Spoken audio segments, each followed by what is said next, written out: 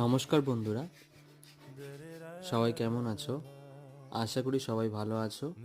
তো আবার তোমাদের জন্য নতুন একটা মিনি ব্লগ নিয়ে চলে এসেছি। আগের মিনি ব্লগে তোমরা দেখেছিলে যে ঘরের বাইরেটা অনেকটাই রং হয়ে গেছিলো। আজকে আবার আর এক কোট মারার জন্য রেডি হয়ে গেছে। এক কোট মারা হয়ে গেছিলো, প্লাস আর এক কোট মারছে বাইরেরটা। আর ঘরের ভেতরগুলো তো রুমটা, বারান্দাটা, এগুলো তো সব তোমার 2 কোট করে মারার পরেও আর ডেটোগুলোও রং করা হয়ে গেছিলো। এবার আস্তে আস্তে ঘরের ভেতরে যেই রান্নাঘরের যে ওখানে যেই জানলাগুলো আছে ওইগুলোতে একটুখানি বাবাও পরিষ্কার করছিলো, তারপরে ওরাও খানিক লেগে লেগে পরিষ্কার করে দিল। এরপরে ধরবে সিঁড়িঘরটা। এবার সিঁড়িঘরে বাঁশ বাঁধে নেওয়ার পরে তোমার সিঁড়িঘরে আস্তে আস্তে রং করতে লাগলো।